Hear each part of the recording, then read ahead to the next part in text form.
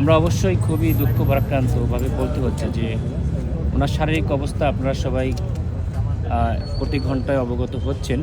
তো সেই আলোকে বাংলাদেশ জামাত ইসলামীর আমির ডাক্তার শফিকুর রহমানও খোঁজ রাখছেন এবং উনি গুলশানের যেহেতু বাসিন্দা আমার আসনের মধ্যেই পড়ে।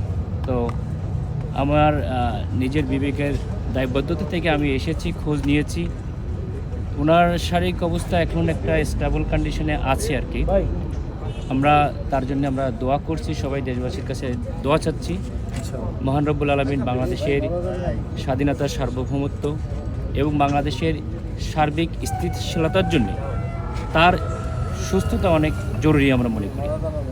তো আমরা তার আজকে আগের তুলনায় এখন একটু ভালোর দিকে আমি যতটুকু ডাক্তারের সঙ্গে কথা বলেছি, যেহেতু আমার কলিগরা এখানে যেরকম বাইরে ফেসবুকে বা অন্যান্য সোশ্যাল মিডিয়ায় শোনা যাচ্ছে ওরকম অতটা খারাপ না।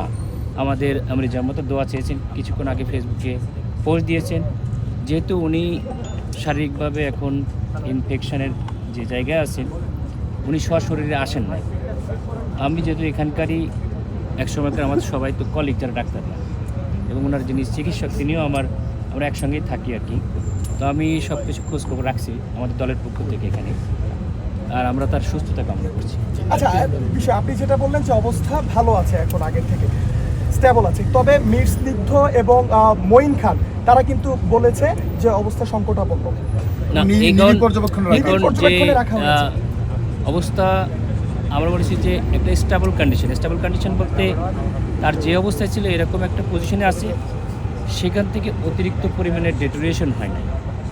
আর সেই অবস্থার পরে আরও তার কিছু চিকিৎসা হয়েছে, এবং যদি তারা মনে করে ডাক্তার একটা বোর্ডও হয়েছে, সেই বোর্ডের সব ডিসিশন আসলে আমার পক্ষ থেকে, যেহেতু আমি একটা অন্য দলের, এটা বলার ঠিক না।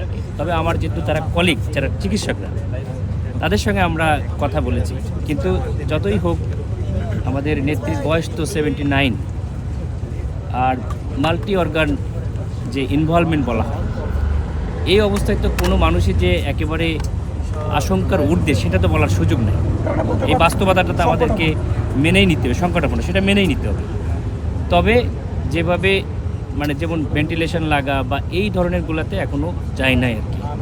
আমরা সবাই তার সুস্থতার জন্য দোয়া করব, এবং চিকিৎসক যারা তারা সর্বাত্মক চেষ্টা করছেন, বিদেশে যারা টিম আছে তাদের সঙ্গে যোগাযোগ করছেন, সার্বিক উন্নতির জন্য চেষ্টা চলছে ডাক্তারদের পক্ষ থেকে। আমি নিজেও যেহেতু একটা চিকিৎসক, আমিও বলবো যে আমাদের দিকে যতটুকু চেষ্টা করা সম্ভব সম্পূর্ণরূপে চেষ্টা হচ্ছে আর কি।